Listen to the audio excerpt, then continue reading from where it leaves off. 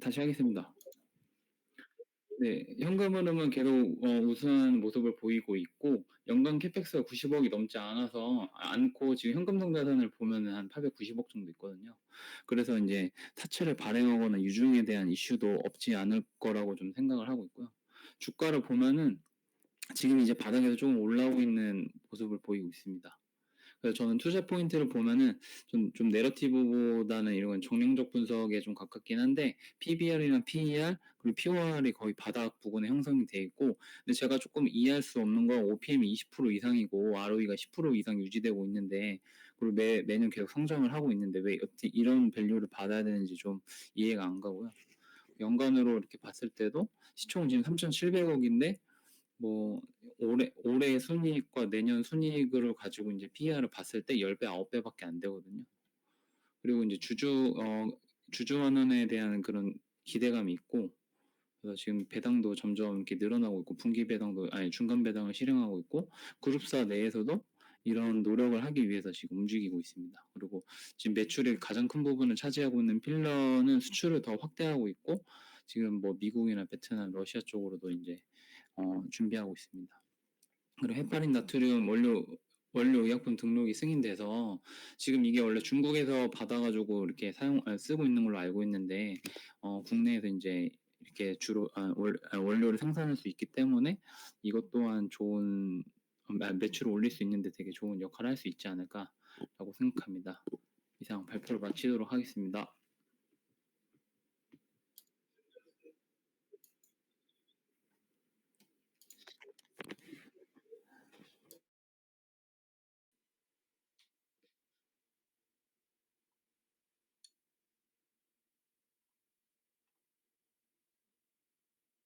네, 안녕하세요. 판다입니다. 혹시 목소리 잘 들리시나요? 네, 그러면은, 네, 발표 시작하겠습니다. 네, 제가 발표할 종목은 BH라는 회사고요. 우선 그 FPCB를 주로 지금 제작을 하고 있는 회사입니다. 디스플레이랑 이제 모바일 휴대폰과 연결하는 그런 PCB라고 생각하시면 되는데요.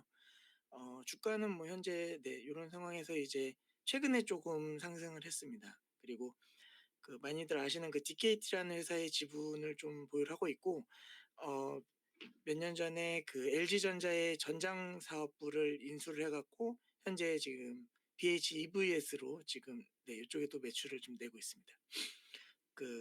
매출액은 네, 이렇게 보시면 되겠고요. 이 회사의 좀 특이 사항으로는 아이폰의 매출과 좀 궤를 같이 하다 보니까 1, 2분기에는 상대적으로 매출이 좀 적고요. 3, 4분기에 매출이 좀 많이 나오는 그런 좀 형태를 보이고 있습니다. 네, 사업에 대해서 간략하게 말씀드리면은 일단 FPCB랑 응용 부품을 전문적으로 제조하고 있고요. 현재 FPCB 경쟁업체로는 뭐 글로벌적으로 좀 이렇게 있고 현재 국내에서는 지금 점유율을 약 한 60% 중반 정도 지금 네, 유지를 하고 있습니다. 그러면은 요 스마트폰 OLED 밸류 체인은 이제 FPCB를 제작을 하게 되면은 SMT를 하고 그다음 이제 디스플레이 업체로 가서 최종적으로 이제 엔드 유저로 가는 네, 요런 형태를 띠고 있습니다. 그리고 아까 말씀드린 LG전자 전장 사업부의 이 무선 충전 모듈도 현재 지금 사업을 영위하고 있습니다. 그러면은 투자 포인트에 대해서 네, 한 크게 두 가지, 작게 한 네 가지 정도 간략하게 말씀드리겠습니다. 먼저는 요즘 계속 이슈가 되고 있고 앞에서도 많은 분들이 말씀해 주신 IT 기기 OLED 패널 채택인데요. 이전에 16년도에 애플이 아이폰 X 모델에 처음 OLED 패널이 채택됐을 때 네, 주가는 실적보다 1년 정도 선반영이 돼 갖고 이제 이렇게 상승하는 모습을 보실 수 있었습니다. 그래서 요게 이제 애플 OLED 로드맵인데요. 요거를 좀 방향성으로 제시를 하면서 이제 아이패드 프로 시작으로 해서 향후 이제 맥북이나 아이맥까지도 OLED를 채택할 것으로 보이는데 네, 이 부분을 먼저 첫 번째 포인트로 좀 잡아봤습니다. 현재 올해 아이패드 프로에서 OLED 패널은 약 1,000만 대 정도 예상을 하고 있고 요게 지금 초에는 지금 LGD가 60%, SDC가 40% 정도 점유를 하고 있는데 BH는 지금 SDC만 삼성 디스플레이만을 지금 고객사로 두고 있습니다. 근데 향후에는 지금 그 삼성 디스플레이는 8.6 세대 그 투자 및 장비 발주는 현재 진행 중에 있는데 LG 디스플레이는 현재 지금 좀 투자를 하고 있지 않기 때문에 향후에는 좀 더 점유율을 많이 좀 더 갖고 올 수 있지 않을까 먼저 보고 있습니다. 그리고 요 캠트로닉스 IR 자료를 좀 발췌해 왔는데 요 8.6 세대 IT용 OLED에 대한 그런 그 그 전반적인 그런 미래의 성장을 좀 볼 수 있었습니다. 뿐만 아니라 태블릿은 그러니까 애플이 좀 독과점을 하고 있다라고 본다면 이제 OLED가 또 이제 노트북에도 들어갈 것으로 보이고 있습니다. 근데 노트북은 아시다시피 뭐 애플이나 이런 한 회사의 독점이 아닌 약간 여러 회사를 보유하고 있는데요. 이 부분에서도 지금 먼저 시장을 선점한 삼성 디스플레이가 좀 크게 먼저 진출을 할 수 있을 것 같고 그 수혜를 이제 BH도 같이 누리지 않을까 하는 부분에서 좀 가져와 봤습니다. 그리고 두 번째로는 이제 아이폰 새로운 16 시리즈랑 AI인데요.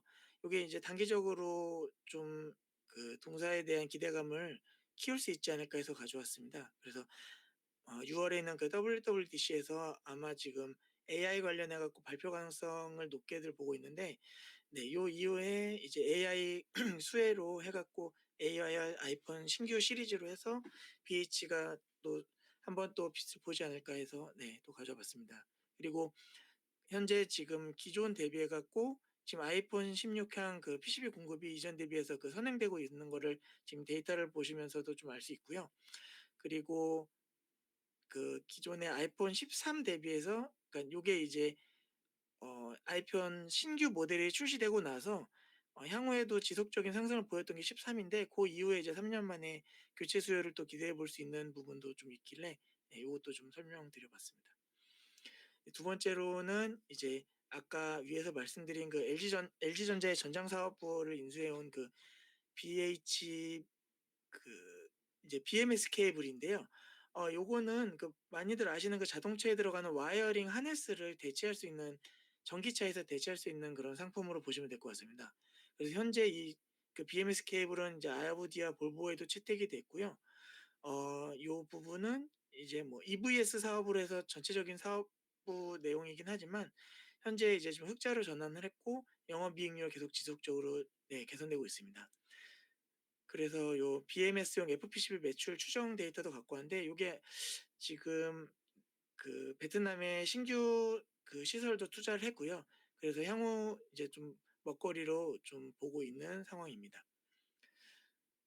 그리고 이제 마지막 포인트로 차량용 무선 충전 모듈인데요. 요것도 지금 계속 매출이 유지가 되고 있고 수익성도 계속 늘어나고 있는 상태입니다.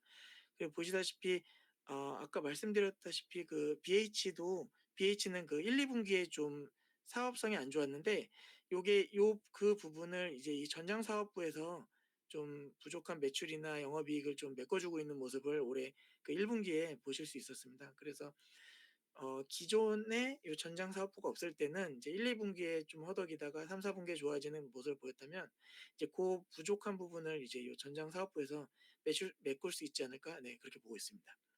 마지막으로 이제 리스크에 대한 설명인데요. 이게 아이패드 OLED 적용할 때 원래는 FPCB가 들어가지 않을까 많이들 예상을 했는데 이게 기존의 HID를 활용을 해 갖고 현재는 초도 물량의 50%는 코리아 서킷에서 공급이 된다고 합니다. 근데 이제 그 이후에 동사는 이제 2 순위로 이제 HDI 물량 일부를 대응할 것으로 파악이 되고 있고요. 그에 따라서 지금 작년 기사긴 하지만 이제 BH에서 요 HDI 신규 투자를 진행을 한 걸로 좀 보이고 있습니다.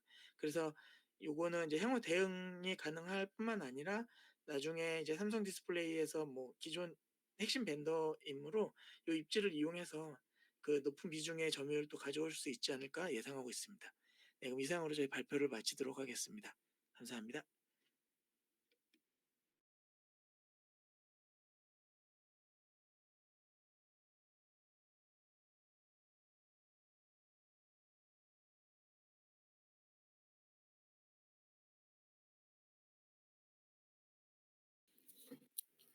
혹시 잘 들리실까요? 네. 발표 시작하겠습니다. 제가 준비한 종목은 동성 화인텍이고요. 모두들 잘 아시는 종목이실 텐데 보능제 만드는 회사입니다. 이 종목을 준비한 이유는 올해와 내년에 실적이 좀 상승할 기대감이 있는데 주가는 그거에 반응을 안 하는 것 같아서 준비를 해봤고요. 네. 투자 포인트는 크게 4가지입니다. 첫 번째는 기존에 없던 매출처가 추가가 됐고요. 그다음에 두 번째는 최대 수주 잔고 선수금도 최대고요. 세 번째로는 또 이 회사가 때에 맞춰 캐파 증설을 완료했고요.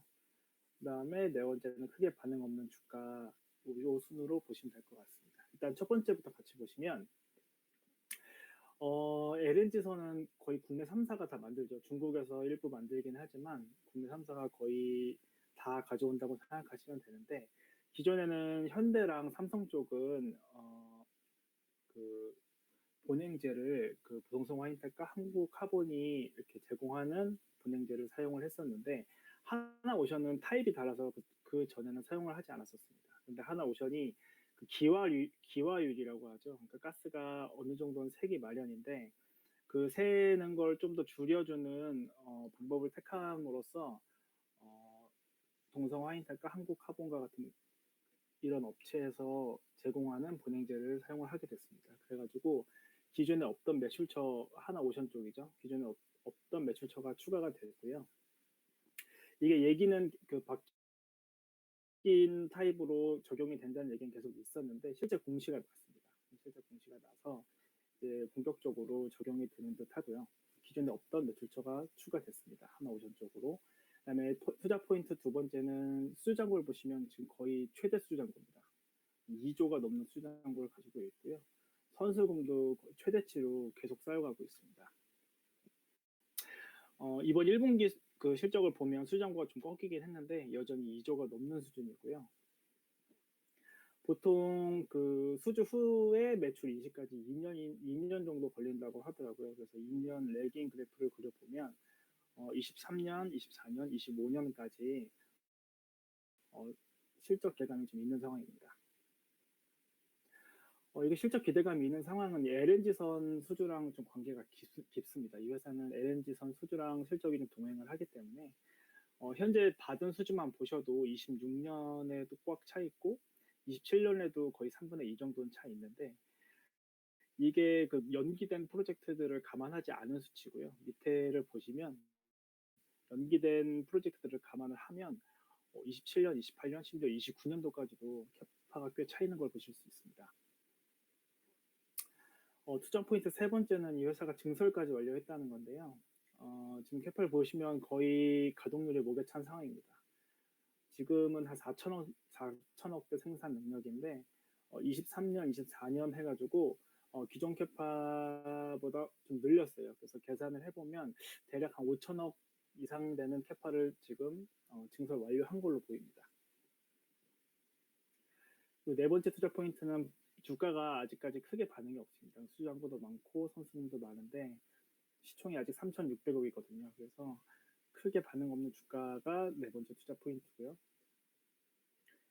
기타 아실 거는 이렇게 다른 업체들과 달리 본행제 납품 단가는 LNG 운반선 성가 상승에는 전가가 안 된다고 하더라고요. 그래서 요즘에 뉴스 같은 데 보면 신조 성가가 많이 오른다는 뉴스가 나오는데 이 본행제 가격은 그거에 연동되지는 않는다 그렇게 보시면 될 것 같습니다. 근데 이번 1분기 실적 나온 걸 보면 본행제 가격이 꽤 오르긴 했더라고요. 그것도 긍정적이라고 보이고 이 회사는 원료의 가격이 중요합니다. 원료 가격이 중요한데 이 MDI라는 가격에 따라서 좀 많이 마진이 좌지우지하는데 이게 중국 쪽의 증설 영향 때문에 이제 지금은 원자력 가격이 하향 안정화되어 있습니다. 그래서 지금 1분기 상황을 보시면 원자력 가격은 하향 안정화되어 있고 판가는 올랐고 그다음에 캐파는 때마침 증설되어 있고 수주 잔고는 꽉 차 있는데 주가는 아직 반응이 없어서 이 회사를 준비하게 됐습니다. 네, 이상 발표를 마치겠습니다.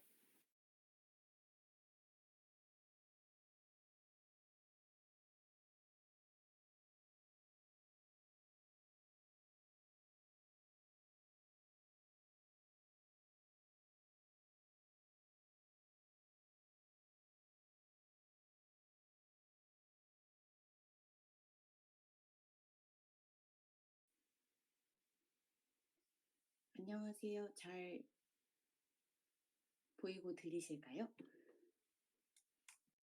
AD 테크놀로지에 대한 발표를 시작하도록 하겠습니다.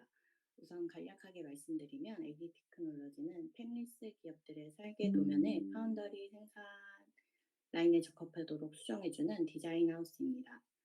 제가 생각하는 투자 포인트 세 가지를 네? 네. 투자 포인트 세 가지를 말씀드리겠습니다. 우선 첫 번째는 AI 산업 발달에 따른 에이직의 발전입니다. 에이직은 기존 반도체와 달리 특정 응용 분야에서 특수 기능을 수행하기 위해 만들어진 반도체입니다. GPU가 뛰어난 병렬 처리 기능을 지니고 있지만 추론 영역 등에서는 에이직이 전력 대비 성능이 뛰어나고 처리 속도가 우수합니다. 애플을 애플 실리콘이나 구글의 TPU, 아마존 마이크로소프트 역시 자사의 칩 개발을 하고 있다는 점을 통해서 에이직의 발전이 필연적이라고 생각할 수 있을 것 같습니다. 두 번째로는 삼성 파운더리 생태계를 통한 성장입니다. AD 테크놀로지는 2020년까지 TSMC의 밸류 파트너였고 2022년 11월부터 삼성 파운더리 디자인 솔루션의 파트너로 선정되었습니다.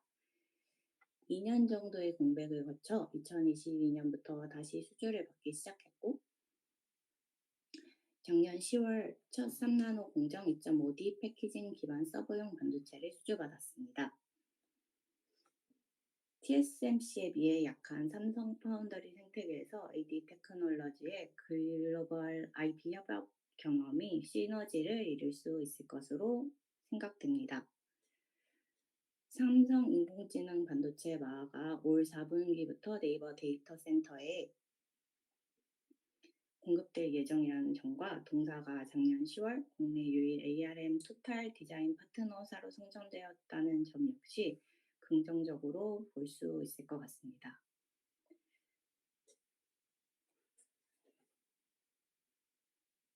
기존 TSMC의 생태계에서 나오게 된 데는 TSMC가 동사의 국내 물량만 주었기 때문입니다. 그래서 세 번째 투자 포인트로 삼성 파운더리 생태계로 옮기면서 시장이 확대되었다는 점입니다. 작년에는 삼성전자 부회장 출신 대표가 있는 보스 반도체의 차량용 반도체 개발을 수주받았고 AMD형으로 추정되는 서버형 수주가 있었습니다. 2024년 3월에는 미국 법인 수주가 임박했다는 대표 기사를 통해서 이것 또한 주가 상승의 촉매가 될 수 있을 것으로 보여집니다. 최근에 주가가 조정받았기 때문에 관심을 갖고 지켜볼 수 있을 것 같습니다. 감사합니다.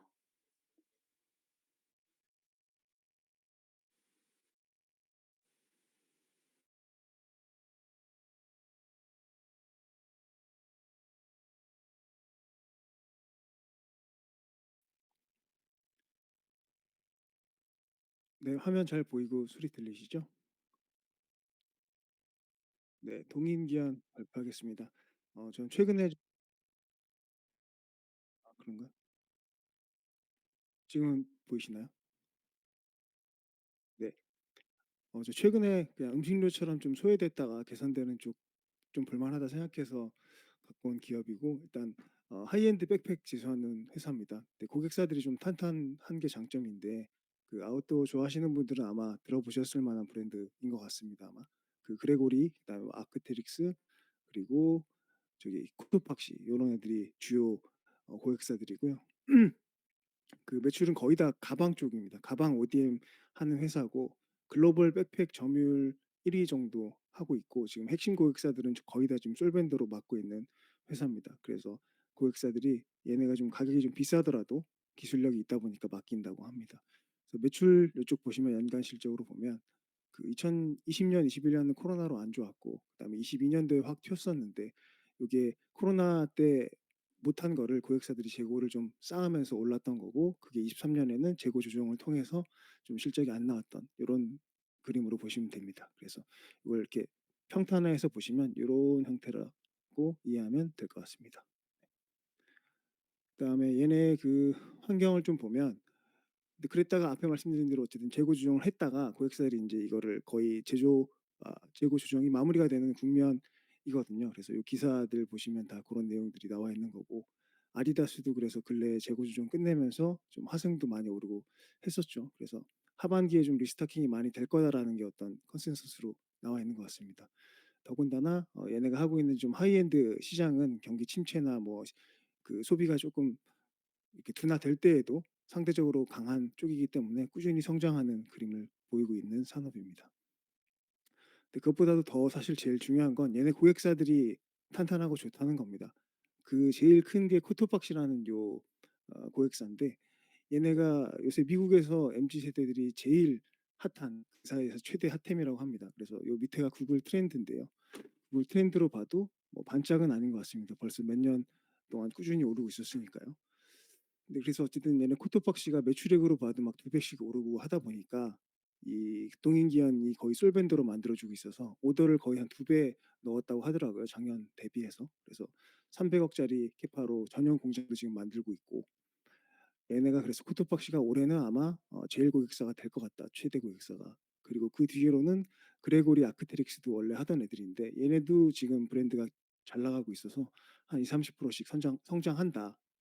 거기다가 피엘라벤이라고 하는 좀 신규 브랜드도 얼마 전부터 이제 매출이 붙기 시작했다고 하더라고요. 그러면 기존 거 2개, 그리고 코토박시 올라오고 신규로 피엘라벤 붙는다, 이런 그림인데, 뭐 근래에 저 여행 갔다 오신 분 얘기 들어보니까 북미에서 진짜 아크테릭스랑 피엘라벤 진짜 많이 있더라, 뭐 이런 얘기도 하시더라고요. 그래서 얘네 세계 고객사들이 좀 잘 성장해 주는 게 최대 포인트입니다.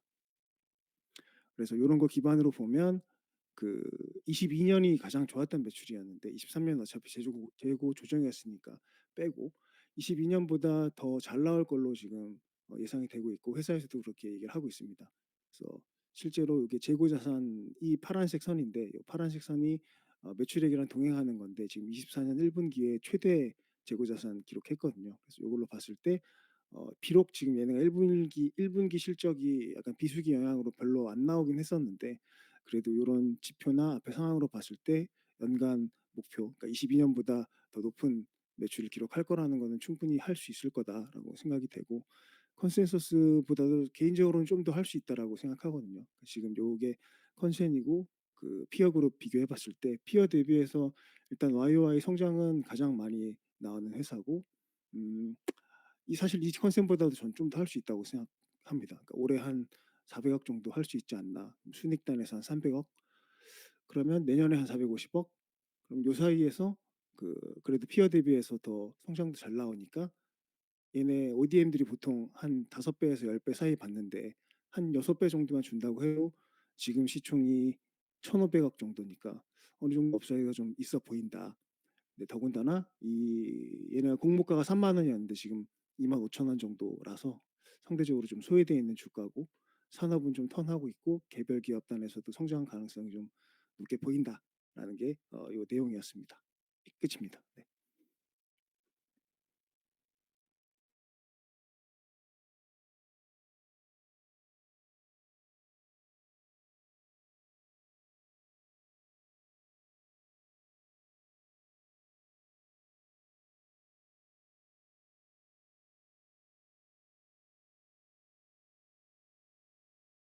그 DYPNF 발표하겠습니다. 그 DYPNF는 저희 브레인스토밍에서도 한 몇 차례 이제 거론이 되었고, 그 잉슈님이 작년 9월에 좀 발표를 해서 업데이트 개념으로 좀 말씀드리겠습니다. 이 사업에 대해서는 좀 읽어보시면 될 것 같고요. 그 DYPNF가 이제 투자 아이디어는 이제 슈퍼개미가 반대 매매가 나오면서 이제 주가가 많이 내려왔다 하고, 높아진 수주 잔고입니다. 그래서 근데 요번에 이제 24년 1분기에 가이던스가 700억에 영입 90억이었는데 이제 실적은 이제 419억에 47억을 이제 영업이익을 내면서 미스가 났습니다. 그래서 이 시장에서는 원래 이제 24년 1분기에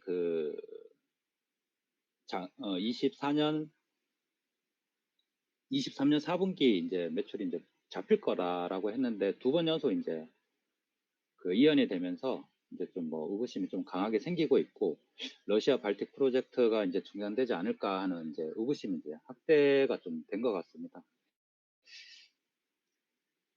그래서 이제 수주 잔고만 이제 좀 따져 보면 지금 발틱 프로젝트를 이제 좀 제외를 해도 이제 한 약 4천억 정도가 나와 있고, 그다음 동사가 이제 뭐 최고 매출을 달성했던 20년에 뭐 2천억, 2,100억 정도를 했는데, 그것만 따져봐도 한 2년치 물량은 지금 현재 확보되어 있다라고 이제 보시면 될 것 같고, 그리고 현금 흐름을 좀 리스크를 좀 따져서 현금 흐름을 보면 그 2017년에 이제 956억을 하던 게 이제 2023년에 1,500억 정도를 합니다. 이제 한 570억 정도의 매출 성장을 했는데 7년 동안, 그 동안에 이제 그 카펙스 집행은 788억을 했고, 그 240억의 이제 현금이 유입이 되어서 현금 흐름에는 이제 문제가 없다라고 좀 생각이 좀 됩니다. 그리고 이제 높아진 재고 자산이 이게 문제인데요. 이제 그리고 이제 재고 자산 회전율도 많이 낮아졌고, 근데 매출 채권 회전율은 그래도 좀 양호한 편입니다. 그리고 매출 채권, 기타 유동 부채의 이제 비교 추이에서 상관관계가 4분기까지는 76%로 조금 높은, 뭐 그래도 좀 상관관계가 좀 있었는데, 이게 깨졌습니다. 이제 68%로 24년 1분기에는 68%로 이제 좀 낮아졌거든요. 그래서 경과별 이제 매출 채권을 좀 보면 좀 아슬아슬합니다. 지금 그 3개월 이내가 이제 90%를 쭉 유지를 했었는데 지금 79%로 좀 내려와 있거든요. 그래서 좀 아슬아슬한 게 아닌가 좀 생각이 들고요. 그리고 부채를 좀 봤을 때 그 부채 비율은 지금 뭐 151%인데, 여기에서 이제 선수금을 좀 빼면 그 119%로 좀 낮아집니다. 그래서 부채 비율은 그래도 좀 양호한 게 아닌가 생각이 좀 들고요. 선수금의 비율은 한 16% 정도 됩니다. 그래서 그 결론은 뭐 산유국의 석유화학 뭐 투자라든가 이런 건 좀 지속될 것 같고, 그 다음에 그 석유화학 기존 기업들의 스페셜티 소재로의 이제 전환도 시대의 흐름이다라고 좀 생각이 되고요. 그리고 그래서 이제 정량적으로나 뭐 봤을 때 재고 자산이나 이런 것들 좀 리스크는 있지만 좀 한 분기 정도는 더 봐도 되지 않을까. 그게 이제 결론입니다. 이상입니다.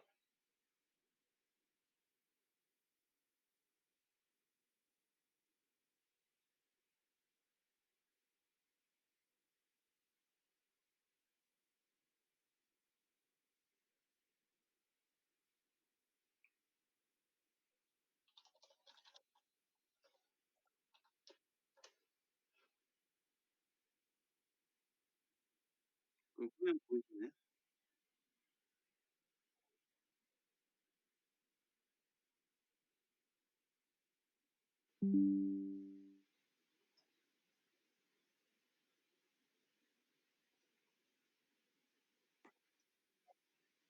아, 네. 발표 시작하도록 하겠습니다. 슈어 소프트 테크입니다.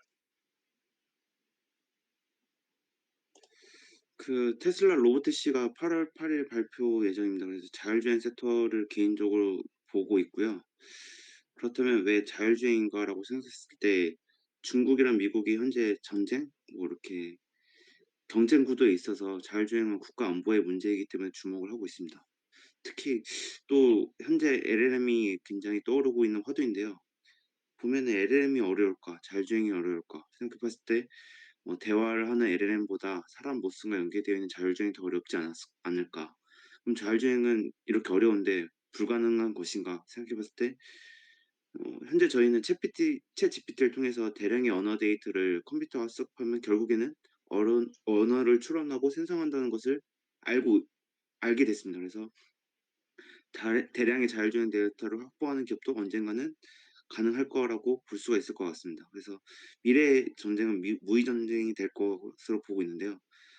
미래 전쟁은 무인 탱크, 무인 드론, 무인 전투기가 전쟁을 치러야 될 것이고, 즉 로봇 전쟁이 될 것인데, 이 행동을 하나하나 구현하는 거에 있어서 자율주행이 필요하다. 그리고 자율주행을 하기 위해서는 배터리가 배터리가 아닌 연료대에서는 구동하는 것은 매우 비효율적이기 때문에 배터리와 AI는 정해진 미래라고 생각을 하고 있습니다. 과거 23년에는 전기차에 열광했지만은 앞으로는 스마트카, SDV에 집중을 해야 하고 해당 팀에 올라설 수 있는 기업을 좀 찾아야 된다고 생각하고 있습니다. 사업 내용을 보면 슈어 소프트테크는 미션 크리티컬 소프트웨어라고 해서 매우 위험하고 매우 신뢰를 요하는 소프트웨어 안전성을 검증하는 회사입니다.